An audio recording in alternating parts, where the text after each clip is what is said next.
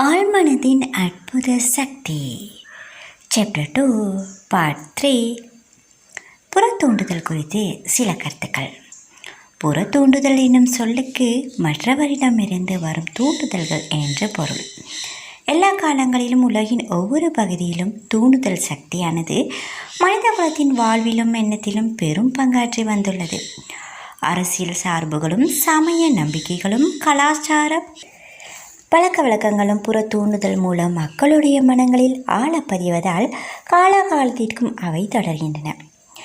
நம்மை ஒழுங்குபடுத்திக் கொள்வதற்கும் கட்டுப்படுத்திக் கொள்வதற்கும் தூண்டுதலை ஒரு கருவியாக பயன்படுத்தி கொள்ளலாம். அதே சமயம் மனதின் விதிகள் குறித்து புரிதல் இல்லாத மக்களை கட்டுப்படுத்தி நம் கட்டளைகளுக்கு அவர்களை அடிபணிய வைப்பதற்கும் தூண்டுதலை பயன்படுத்தலாம். ஆக்கப்பூர்வமான கோணத்தில் பார்த்தால் தூண்டுதல் ஒரு வியத்தகு கருவி. அதன் எதிர்மறை விளைவுகள் குறித்த கண்ணோட்டத்தில் பார்த்தால் மனதின் செயல்விடை அமைப்புகளிலேயே மிகவும் மோசமான அழிவு நிலைக்கு இட்டுச் செல்லக்கூடிய ஒன்றாகவும் அது விளங்குகிறது. அப்படி நிகழும் போது அது துயரம், தோல்வி, துன்பம், உடல்நலக்குறைவு, பேரழிவு ஆகிய விளைவுகளை தொடர்ந்து உருவாக்கி கொண்டே இருக்கும். நீங்கள் இவற்றில் ஏதேனும் ஒன்றை ஏற்றுக்கொண்டுள்ளீர்களா? நாம் பிறந்த நாள் முதல் எதிர்மறையான தூண்டுதல்களால் தொடர்ந்து தாக்கப்பட்டு வருகிறோம். அவற்றை எப்படி எதிர்கொள்வது என்பது தெரியாததால் நம்மை அறியாமலேயே அவற்றை நாம் ஏற்றுக்கொண்டு அவற்றை நம் வாழ்வின் அனுபவங்களாக வரவழைத்து கொண்டிருக்கின்றோம். எதிர்மறையான தூண்டுதல்களுக்கான சில எடுத்துக்காட்டுகள். உன்னால் முடியாது, நீ உருப்பட போவதில்லை, நீ அதை செய்யக்கூடாது, நீ தோற்று போவாய், உனக்கு வாய்ப்பே கிடையாது, நீ முற்றிலும் தவறானவன், அதனால் ஒரு பிரயோஜனமும் இல்லை, உலகம் மிகவும் தரங்கிட்டு போய்கொண்டிருக்கிறது, என்ன பிரயோஜனம், யாருக்கும் இதை பற்றி கவலை இல்லை, எவ்வளவு கடினமாக முயற்சிப்பது வீண், இதை செய்வதற்கு உனக்கு மிகவும் வயதாகிவிட்டது, எல்லா நாளுக்கும் நாள் மோசமாகிக் கொண்டே இருக்கின்றன, வாழ்க்கை இயந்திரத்தனமாகிவிட்டது, உன்னால் ஜெயிக்க முடியாது, ஜாக்கிரதையாக இரு, ஏதாவது பயங்கர வியாதி தொற்றிக்கொள்ள, ஒரு ஜீவனை கூட நம்புவதற்கில்லை. இத்தகைய புறத்தூண்டுதல்களை ஏற்றுக்கொள்வதன் மூலம் இவற்றை உண்மையாக்குவதில் நீங்களும் இணைந்து பங்கு கொள்கிறீர்கள். குழந்தையாக இருந்தபோது உங்களுக்கு வேண்டியவர்கள் ஏற்படுத்திய புற தூண்டுதல்களை அப்படியே ஏற்றுக்கொள்ள வேண்டிய நிலையில் நீங்கள் இருந்தீர்கள். ஆனால் வயது வந்தவர் என்ற முறையில் உங்களால் சுயமாக தேர்ந்தெடுக்க முடியும். கடந்த காலத்தில் உங்கள் மீது திணிக்கப்பட்ட எதிர்மறையான கருத்துக்களை ஆக்கப்பூர்வமான தூண்டுதல் என்னும் மறுசீரமைப்பு சிகிச்சை மூலம் மாற்றிவிட முடியும். இதற்கான முதற்படி உங்களை இயக்கிக் கொண்டிருக்கும் புற தூண்டுதல்கள் குறித்த விழிப்புணர்வை பெறுவது. இவற்றை ஆராயாமல் அப்படியே விட்டுவிட்டால் அவை உங்களது தனிப்பட்ட வாழ்விலும் சமூக வாழ்விலும் தோல்வியை ஏற்படுத்தும் நடத்தைகளுக்கான அடித்தளமாக உருவாகிவிடும். எதிர்மறையான வார்த்தைகளால் பதப்படுத்தப்பட்டிருக்கும் உங்கள் மனம் உங்களுடைய வாழ்க்கை பாதையை உருக்குலைத்து நல்ல பழக்க வழக்கங்களை உருவாக்குவதை சிரமமாக்கிவிடும். சில சமயங்களில் இயலாத காரியமாகவும் ஆக்கிவிடும். இதிலிருந்து மீண்டு வருவதற்கான ஒரே வழி ஆக்கப்பூர்வமான தூண்டுதல் தான். எதிர்மறையான தூண்டுதல்களை உங்களால் எதிர்த்து போராட முடியும். செய்தித்தாளை புரட்டி பாருங்கள் அல்லது தொலைக்காட்சிகளில் ஒளிபரப்பாகும் செய்திகளை பாருங்கள். ஒவ்வொரு நாளும் பயம், கவலை, பயனின்மை, மனக்கலக்கம், வரவிருக்கும் பேரழிவு ஆகிய விதைகளை விதைக்கக்கூடிய ஏராளமான செய்திகளை நீங்கள் கேட்கலாம். அவற்றையெல்லாம் பார்த்து கேட்டு உங்கள் மனதில் உள்வாங்கிக் கொள்வீர்களேயானால் இந்த அச்சுறுத்தும் எண்ணங்கள் வாழ்வின் மீது உங்களுக்குள்ள பிடிப்பை வேரோடு பிடுங்கி அடித்துவிடும். ஆனால் இவற்றை எல்லாம் ஏற்றுக்கொள்ள வேண்டும் என்ற கட்டாயம் இல்லை என்பதை புரிந்து கொண்டால் நீங்கள் தேர்ந்தெடுப்பதற்கான பல வழிகள் உங்கள் முன் தோன்றும். உங்கள் ஆழ்மனத்திற்கு ஆக்கப்பூர்வமான தூண்டுதல்களை அளிப்பதன் மூலம் இந்த அழிவுபூர்வமான கருத்துக்களை எதிர்கொண்டு வெற்றி பெறலாம்.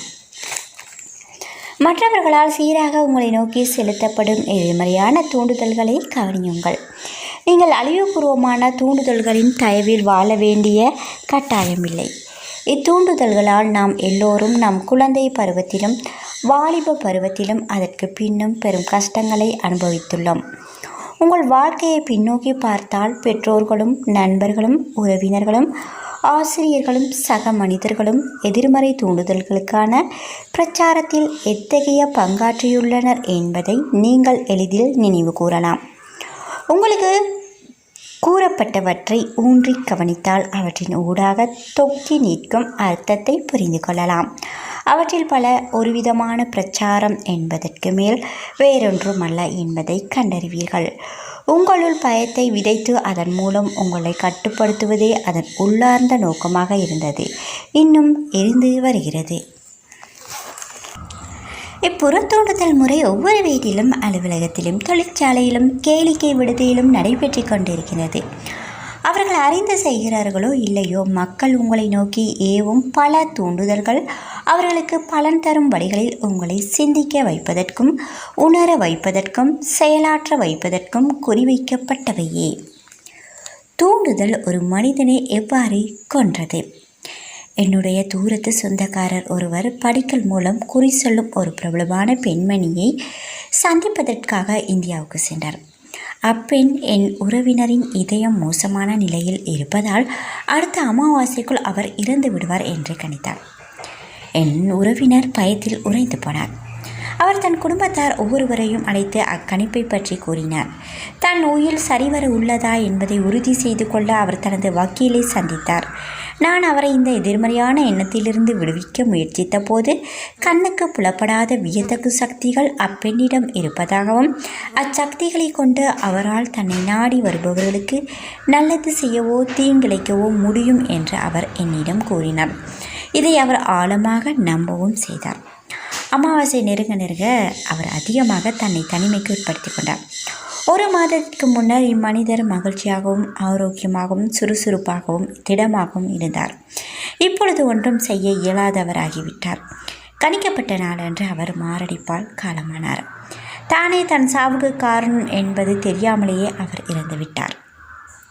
நம்மில் எத்தனை பேர் இது போன்ற கதைகளை கேள்விப்பட்டு நம் கட்டுப்பாட்டை மீறிய மாய சக்திகள் இவ்வுலகம் முழுவதும் உள்ளன என்ற எண்ணத்தால் சற்று நடுங்கியிருக்கிறோம்.